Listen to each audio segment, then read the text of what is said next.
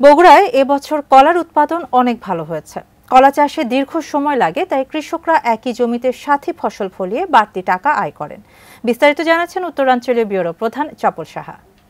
কলা উৎপাদনে কিন্তু বাংলাদেশের অন্যতম একটি জায়গার নাম মোকামতলা। আমরা এ সময় মোকামতলা এসেছি। মোকামতলায় আমরা দুপাশেই দেখতে পাচ্ছি অনেক কলার বাগান, এবং সে কলার বাগানে কলা কিন্তু প্রায় বলতে পারেন যে পোক্ত হয়ে এসছে, এবং এগুলো বিক্রিও হয়ে গেছে। তার মানে খুব অল্প সময়ের মধ্যেই এই কলাগুলো বিক্রি করে ফেলবে কৃষক, এবং এখান থেকে সে প্রচুর আয়ও করবে। আমাদের ধারণা যে এখানে তার ৭০ থেকে ৭৫ হাজার টাকা খরচ হয়েছে।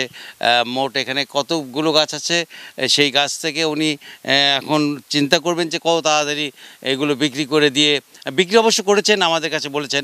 তো আপনি আমাকে একটু জানাবেন যে আপনি আসলে কতগুলো গাছ আছে এবং বিক্রি করে আপনি কত দিয়ে বিক্রি করেছেন, একটু জানাবেন আমাদেরকে। আসলে আমার এই জমিতে সর্বমোট গাছ আছে ৫৩০টা।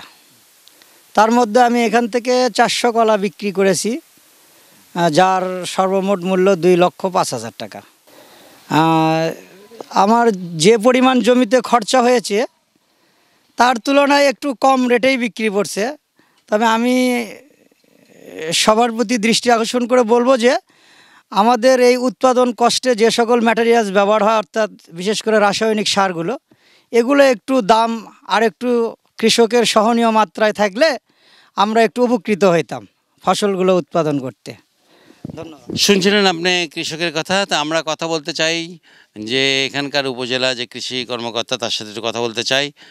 আপনি যদি আমাদেরকে একটু জানাতেন যে আসলে এই যে এই কলা আবাদ করে কৃষক তো মোটামুটিভাবে ভালো টাকা আয় করছে, তো এ ব্যাপারে আপনারা কতটুকু তাদেরকে হেল্প করতে পারছেন?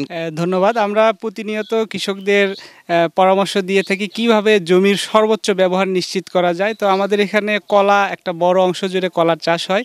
শুধু যে এই জমিতে কলাই চাষ হয়েছে এরকম না, কলা পরিপক্ক হতে হতে দেখা যায় যে এর মাছ থেকে আরও ২টা ফসল অনায়াসে কৃষক নিতে পারে। এই জন্য কলাটা অত্যন্ত লাভজনক এখানে হয়।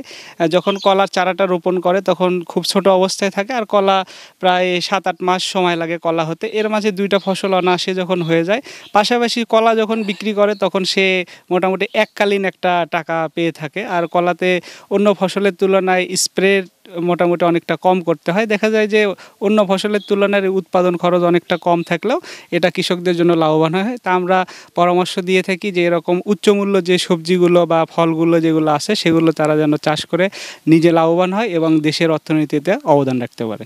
অর্থাৎ কৃষকরা যদি তাদের জমিতে, অর্থাৎ যদি কলা চাষ করে, তাহলে কিন্তু দ্রুতই তারা লাভবান হবে, এবং এরপরে তারা অন্য কোনো ফসলও আবার আপনার রোপণ করতে পারবে।